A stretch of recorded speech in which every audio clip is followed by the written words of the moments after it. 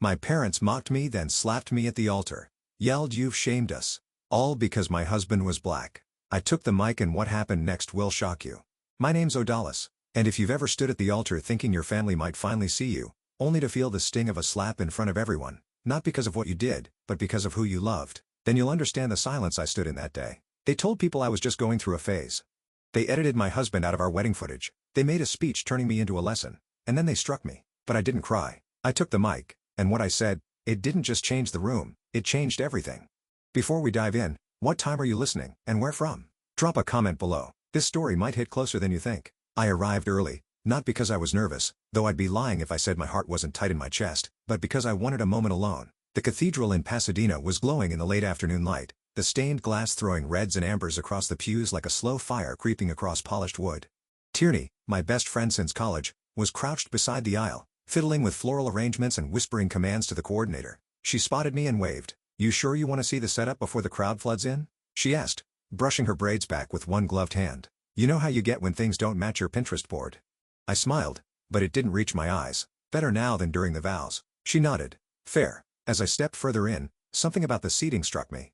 The front row on the left where Dishon's family was supposed to sit was empty. Not just empty, unlabeled, no name tags, no mother of the groom, no Uncle Terrence, nothing. In contrast, my side was neatly marked with place cards and white orchids. Marvel, my mother, had clearly approved every detail. I turned to the planner. "Why isn't Jen's family up front?" She looked like a deer caught in headlights. "Oh, your mother said she adjusted the seating yesterday for symmetry." "Symmetry," I repeated slowly. Tierney appeared at my side, arms folded. "That's not an accident." I stared at the untouched pews, the absence of names, the void where his family should have been. I tried to breathe past the knot forming in my stomach. "They'll sit wherever they want," I said, forcing calm. "I'm sure someone will fix it." But nobody did. Later that evening, I slipped into the small room near the vestry to double-check the guest list. My gut had been uneasy all day and I needed something concrete to shake the doubt or confirm it. Dishon's fraternity brothers weren't on the RSVP sheet, neither was his godmother who helped raise him when his father passed. I called Ronald, his closest friend. He picked up on the second ring. "Heyo," he said warmly. "Wedding eve jitters? I'm just checking. You got our invite, right?" Silence. "I didn't get anything," he said finally. I assumed maybe it was just family, tight list. Didn't want to bug Dishon about it. I thanked him, hung up, and stood there holding the phone like it had burned me. The list had been altered, tampered with, cut. That night over dinner at my parents' house, I waited until the dishes were cleared before confronting my mother. Why weren't Dishon's people on the final list? She didn't look up from her wine glass. "We had to make some cuts. Space was tight, and we needed to be mindful of the look." "The look? You're marrying into a different culture," she said delicately. "It's not judgment. It's just reality. You want the photographs to be timeless, don't you?" My jaw tightened. "So you erase them?" Marvel shrugged, like I'd asked her why she wore navy instead of black.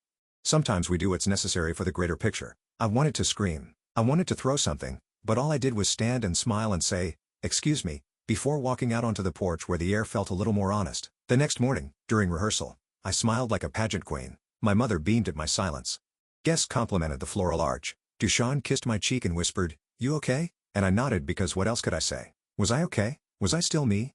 Because somewhere between the guest list and the pews, something had started to split. I wasn't sure if it was my spine or my will. I remembered being 8, refusing to wear the pink dress Marvel bought me for church. She told the neighbors I was going through a phase, said I'd grow out of it once I learned what being presentable meant. Apparently, I still hadn't learned.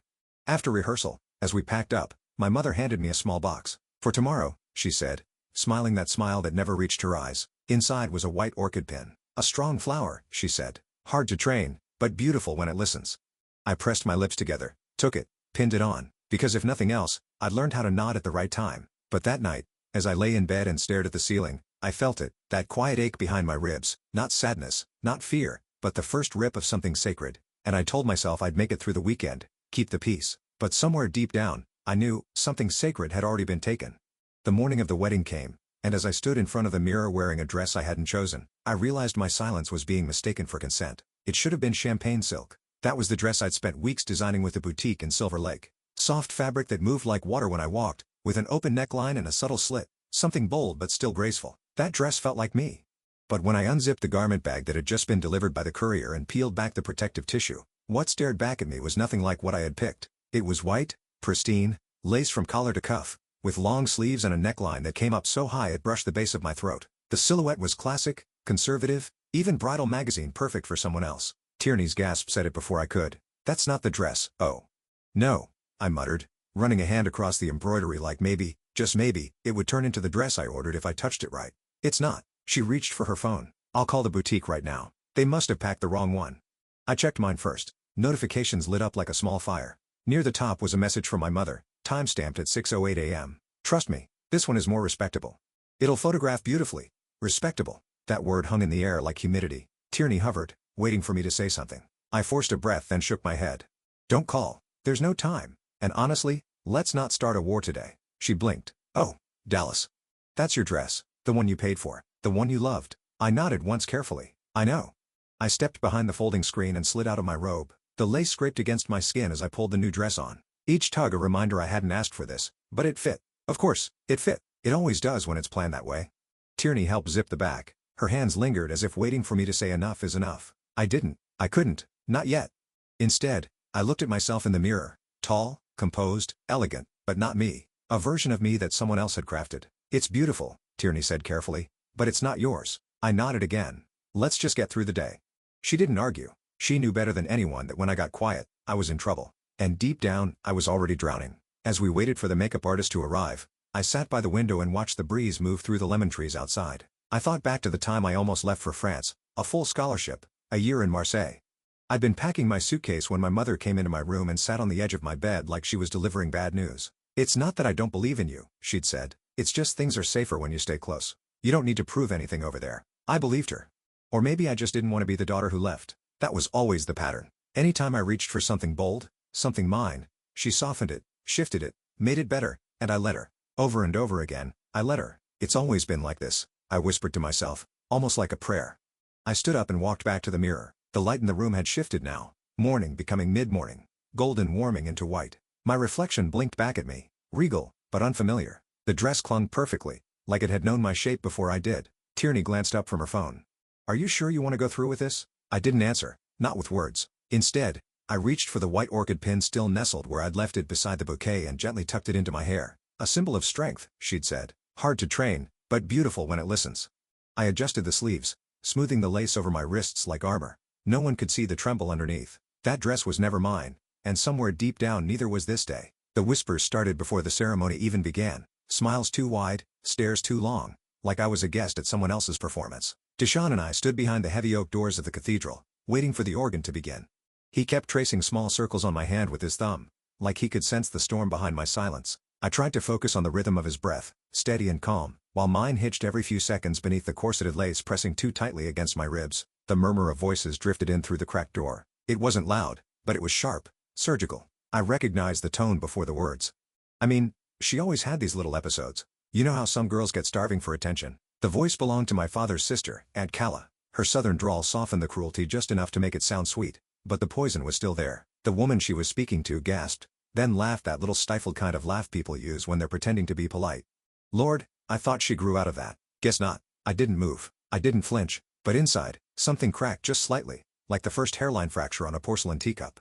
I wasn't sure where it would spread, but I knew it would. Beside me, Deshaun didn't seem to hear, or maybe he did and chose not to react. Either way, he squeezed my hand again, firmer this time. And that was all that kept me from walking out the back door. The doors opened, and the music began. We walked down the aisle slowly as instructed.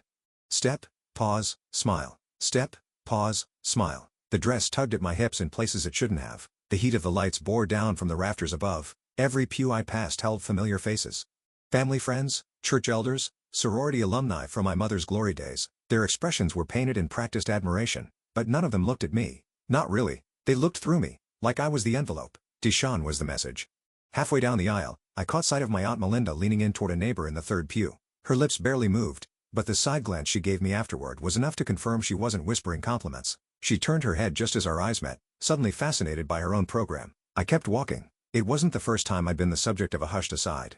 At 19, I'd fallen headfirst into photography. I saved every cent from waitressing, bought a second-hand Nikon, and spent nights teaching myself how to frame light. When a travel grant to Berlin came through, I nearly cried from excitement. That was the same night my mother poured us both a glass of wine, and sat me down like we were girlfriends sharing gossip. You're talented, she began. But don't you think it's a bit impulsive? You'll outgrow this art nonsense, and you've already been accepted to that business program at Emory. That's solid. Real. She said it with a smile. Always with a smile. That night, I declined the scholarship. That was the pattern. What I wanted was always a phase. A romantic detour. Something cute I'd eventually move past. The only parts of me that seemed permanent in her eyes were the ones that looked like her. Back in the cathedral, I tried to breathe through the thick fabric at my chest. Deshawn leaned closer and whispered, "You're doing amazing." I nodded, but I wasn't.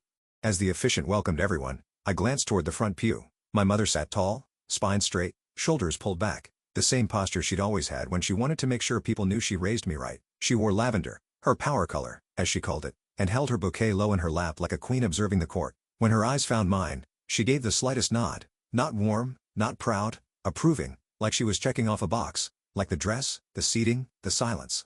This moment was unfolding exactly as she planned, and that's when something inside me shifted. It wasn't loud, no lightning bolt, no movie moment, just the quiet realization that I had let myself be arranged into something palatable. Again, and somehow Deshawn still didn't see it. He squeezed my hand once more. I didn't squeeze back. I wasn't angry at him. Not yet, but part of me was beginning to wonder if he knew the cost of this wedding and not in dollars. She thought this was my phase. She had no idea she was the one I was outgrowing. The moment the ceremony ended, I thought maybe the worst had passed, that I had survived the sharpest edge of their disapproval cloaked in pleasantries, but I underestimated how public shame could wear a smile and how my father knew exactly how to turn a toast into a warning. After the photos and small talk with distant relatives and co-workers I'd never met, we finally sat down for dinner at the reception. The ballroom was bathed in candlelight and crystal reflections.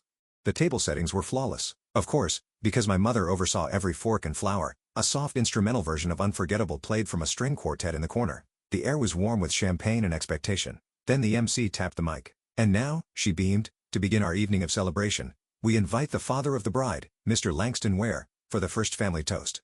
My father rose, slow and deliberate. He adjusted his cufflinks like he was preparing for court. A few guests clapped. I didn't. I already knew this wasn't a toast. It was a verdict. He took the mic, cleared his throat gently, and began. "I remember when O'Dalis used to draw castles. Big ones, pink flags, horses with wings." He chuckled. She'd say, "Daddy, one day I'm going to live in one and rule it like a queen." Some laughter floated across the room. Deshawn smiled politely beside me. My hand stayed still on my lap. She was always imaginative, strong-willed, never liked rules. We used to joke. She was the child who needed the most guidance and gave us the most gray hairs. That earned a few chuckles, but I caught Tierney across the room narrowing her eyes. She knew where this was going. My father kept going. Now, we didn't always understand her choices, and there were times we worried, as parents do. But love means staying even when it's hard, even when your child forgets who they are. A stillness crept into the room. "And sometimes," he said, looking directly at me now, "we love hardest when our children lose their way. We don't abandon them. We stand by. That's what family does." My mouth dried. I felt my shoulders tighten so hard I could barely breathe. My jaw was locked in a frozen smile. My eyes fixed on the linen napkin in my lap. Deshawn leaned toward me. "Do you want to say something?" I shook my head slightly. "Not here? Not yet." My phone buzzed gently on the table. I glanced down. "Tierney, you want me to tackle him or wait till dessert?" A tiny laugh puffed out of me involuntarily. It barely made it past my lips, but it cracked something in me just for a second. I glanced up and caught my father returning to his seat, satisfied. This wasn't his first performance. I flashed back to junior year, the school awards banquet. I had won a grant for a summer arts intensive. They called me up to the podium and handed me the certificate. My heart was pounding with pride. When I sat back down, my mother turned to the group of PDA mothers around us and smiled brightly. We really had to push her. She's so stubborn, but we guide her well. It had been like that all my life. Any success I earned became proof of their parenting. Any deviation became a crisis. Their speeches were never about me, they were about them. Back in the ballroom, the guests had moved on. Waiters refilled glasses, the string quartet shifted to a waltz, and the moment passed like a breeze nobody wanted to admit had been cold. But I felt it. Deep. I turned to Deshawn and whispered, "He didn't raise a daughter. He raised a warning." Deshawn blinked. "What do you mean?" I didn't answer right away. I took my fork and pushed a piece of asparagus around the plate. Then I looked up and met his eyes, and I'm done being his cautionary tale. I held it together until dessert, smiled through the toasts, nodded at the half-hearted congratulations, even kissed my uncle's cheek when he leaned in and whispered, "Don't mind your father. He's just old school." But that moment, what came after, burned everything clean. We were standing near the cake table, a 5-tier tower of fondant and sugar flowers, too extravagant for my taste, but exactly what my mother had insisted on. She called it timeless. I called it another thing that had nothing to do with me. The music had softened into some instrumental jazz standard as the photographer gave the nod. Deshawn and I stood poised for the knife, all eyes on us. I cut a slice with steady hands and turned to look for her. Marvel. She was seated at the end of the head table surrounded by her friends. They were laughing at something on her phone, sipping white wine. I walked over, cake plate in hand, deciding, for reasons I still don't fully understand, to offer her the first piece. Maybe it was habit, maybe hope, maybe I thought this tiny act of goodwill would say, "I'm still your daughter even now." She stood before I could speak, took a step forward, leaned in as if to whisper something kind, something private, something motherly. Instead, her hand rose and came down with a crack. Across my face. The sound, it wasn't loud, but it was sharp enough to pull oxygen from the room. "You've humiliated this family enough," she hissed. My skin stung instantly, but it was the silence that followed that tore into me. No music, no clinking glasses, no muttering or moving, just stunned stillness. I could feel every eye on me, every fork suspended mid-air. Deshaun moved toward us, his body tense like he was about to intervene, but I lifted my hand slightly, stopping him. My mother didn't even look shaken. She stood composed, adjusting her necklace like nothing had happened. My father remained seated. His gaze dropped to his plate. My sister, Ryan, sipped her champagne and looked off to the side like she hadn't seen a thing. Even Tierney, sweet Tierney, her mouth agape, froze in place. She didn't move. No one did. It was as if my mother had flipped a switch that suspended reality, turned the room into a museum of statues. I didn't cry. I didn't scream. My right cheek burned, but shame licked through my chest like wildfire. I stepped back, just one pace. Then I looked up. Somewhere near the corner of the room, I saw my young cousin, Jaden, barely 15, phone in hand, filming out of reflex like all teenagers do. His eyes were wide. I wondered if he even understood what he'd captured, and I didn't say a word. Not yet. But inside, something crumbled. Something ancient. A crack I had spent decades covering with education, etiquette, awards, silence. It gave way to a memory. Me, at 14, sitting in the back seat of our minivan, still in my Sunday dress, shaking with rage. I had stood up in youth group after a friend, Kira, had been mocked for her braids. I told the boys it was racist, told the teacher, told the pastor. We got home and my mother pulled me aside. "You don't bring that mess into this house," she snapped. "You don't make people uncomfortable just to prove a point." That night, I went to bed wondering what made her so afraid of being seen, of making noise, of standing beside anyone who didn't match her idea of acceptability. And now, all these years later, in front of all her friends and every table we'd paid $200 a head for, she'd made a scene bigger than anything I ever had. That slap, sharp, swift, wasn't about this day. It had been building since the first time I used my voice, and she told me to hush. Since every, "You'll understand when you're older," and every, "You're just being dramatic." And I realized then, this wasn't about me embarrassing her. This was about me existing in a way she never could control. She thought that slap would silence me, but it was the last time I let her write my story. Later that night, after the guests had gone and the flowers began to wilt under the weight of leftover heat and unspoken truths, I sat barefoot on the edge of our hotel bed, staring at my phone. My cheeks still tingled from the slap, not from pain, but from the memory. From how calmly she did it, how nobody rushed in, how I had to walk back to my seat with a fractured dignity no one dared acknowledge. Deshaun was in the shower. I could hear the water, steady and unchanging, like it was trying to rinse the entire day off of him. That's when Tierney's message came through. "Watch this. They posted it to the wedding drive already. Thought you should see it first." I opened the video. Our so-called couples montage, a highlight reel of our journey put together by the media team my mother had hand-selected. Music played softly under slow-motion clips of our engagement party, family barbecues, vacations, but something felt wrong, off, too polished. Then I saw it. Deshaun, in frame, then gone. In scene after scene, his face was turned away, blurred, or cropped out entirely. At first, I thought it was coincidence, maybe a technical mistake, but then it became obvious. At our beach trip in Santa Monica, just my hair catching wind in the frame. At Thanksgiving, me passing a dish, but only half his arm visible. At my graduation, no Deshaun at all, even though I remember he held the camera. I watched it twice, 3 times. "It looks like you married yourself," Tierney texted again. I didn't respond. Instead, I scrolled to the next clip, our thank you speech, or what should have been. The video opened with a panoramic shot of the ballroom. My lips were moving, but the voice wasn't mine. It was Marvel's. "We're proud of our daughter, who's come full circle. With the support of her family, she's made a wise and meaningful choice." My hands went cold. They'd taken my moment, our moment, and rewritten it. My words, gone. My tone, erased. My truth, replaced with hers, with that syrupy poison she always used to sound warm while cutting you off at the knees. I hit pause. My reflection stared back at me in the black screen. That dress I hadn't chosen. That pin she'd placed in my hair. Deshaun stepped out of the bathroom in sweatpants, towel over his shoulder. His smile faded the moment he saw my face. "What happened?" I showed him the videos. He didn't speak for a long time. "I don't even know what to say," he muttered. "This isn't just about me," I said, voice low. "They didn't just erase you. They erased truth." He came closer, sat beside me. I didn't lean in. "I'm sorry," he said. "You didn't do this," I replied. Silence again. I stood and walked to the desk, pulled my laptop from the bag, logged in, opened a blank document.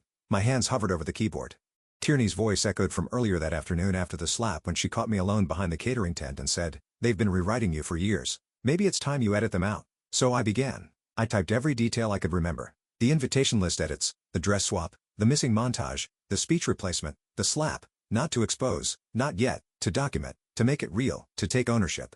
Somewhere around 2 a.m., I paused and noticed the orchid pin still in my hair. I reached up, slowly unfastened it, studied it in my palm. Delicate, structured, too white to be real. I set it down beside my laptop. The desk lamp caught it just right. It cast a crooked shadow, a symbol that had meant obedience. Now just decoration, nothing more. My reflection in the dark window met my eyes. If they wanted to erase me, I whispered, they should have chosen someone who didn't know how to make things unforgettable. The next morning, I didn't scream. I didn't lash out. I just buttoned my dress with slow, deliberate hands and packed my voice like a blade. The brunch was held at the same church social hall where I used to attend youth choir practice. The room hadn't changed much, same dusty blinds, same cross above the old piano, but everything inside me had shifted. Dushan was quiet as he drove us there. His fingers rested on the steering wheel like they were holding back everything he wanted to say. When we walked in, people smiled like nothing had happened. Not the slap, not the edit, not the ceremony that had unraveled in plain sight. I greeted politely, sat where I was told, and buttered a piece of dry toast while someone prayed over eggs and forgiveness. Then Jovi came up to me, my niece, barely 6 years old, still in a ruffled pink dress and jelly shoes that squeaked. "Auntie?" she asked, tilting her head. I turned. "Yes, sweetheart." Her eyes were wide, innocent, honest in the way only children are. "Why did Grandma say your husband was just for attention?" The toast stopped in my throat. "Did she say that yesterday?" Jovi nodded. "Yeah, before she hit you." She said it as if she were recounting what she saw in a cartoon. No judgment, just fact. I looked up. Dushan had stopped mid-chew. Tierney's fork was frozen in mid-air. Across the room, my mother was laughing at something someone said, like none of this had ever existed. The MC cleared his throat and stepped up to the mic. "Before we close out this lovely weekend, we'd love to open the floor to any family members who'd like to share a few words." Marvel stood, patting her hair and smoothing her skirt. That was my cue. I rose before she could take another step. Dushan glanced at me. His hand brushed the small of my back, not to stop me, but as a silent promise. Then he let go. I walked to the front, my heels tapping sharp against the tile floor. Every tap felt like peeling back another layer I didn't need anymore. The mic was warm. Someone had just used it. I held it steady. I was told to stay silent. I began, voice calm, not cold, to keep the peace, to be the kind of daughter who knows her place. But there is no peace in being erased. No one moved. I scanned the room. This weekend wasn't just a wedding. It was a history, a pattern of edits, omissions, and performance dressed up as pride. Someone shifted in their seat. In the montage, my husband disappeared. In the speech, my voice vanished. And when I stepped forward with kindness, I was met with a hand instead of an embrace. The DJ cut the background music. It faded to silence. Tierney from the back held her phone up. She wasn't hiding it. She was live. I met my mother's eyes. This isn't about a dress or a man or even yesterday. It's about pretending that control is care and silence is love. And I'm done pretending. I inhaled. Let it sit. A woman near the coffee table whispered, "My God. I forgive you," I said. "But I no longer follow you." No one clapped. I didn't expect them to. I placed the mic back on its stand. Not dropped, not thrown, just returned. Then I turned. Dushan was already standing. We didn't storm out. We walked head high together. Sunlight caught my face when we stepped outside. Warm, unfiltered, honest. People say the slap changed everything, but it wasn't the slap. It was who saw it and what they now know. By Monday morning, my phone was on fire. Texts from coworkers, voicemails from numbers I didn't recognize, comments flooding every photo I'd ever posted that still had its comment section open.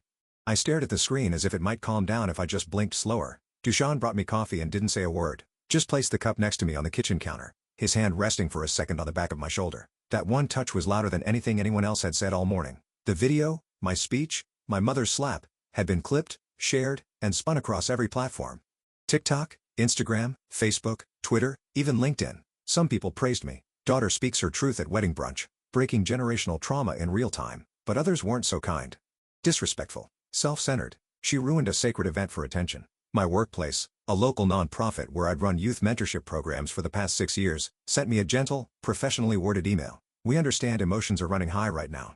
Perhaps it's best if you take a few personal days until things settle. Settle, like the dust after a bomb." That evening, I sat on the couch next to Dushan, scrolling through my inbox. That's when I saw it. The statement. Marvel had posted it across every platform she knew. Church bulletins, the neighborhood HOA Facebook page, even the alumni group of her old college. "We love our daughter," it began, "but she is clearly going through a difficult season. We are heartbroken that such a sacred day turned into a public outburst that deeply hurt our family." Attached to the post was a selectively edited video. No audio from my speech, just me walking away. The slap? Gone. The context? Gone. What was left looked like I had stood up, thrown a tantrum, and stormed out. I turned to Dushan, my voice barely above a whisper. "They're making me look unhinged." He nodded slowly. "It's deliberate. They want to control the story. And most people will believe it," I said. "Because it's easier to believe the woman lost her mind than to admit the family pushed her there." I didn't cry. I didn't scream. I sat still. My inbox was a war zone. You should be ashamed of yourself. You humiliated your father in public.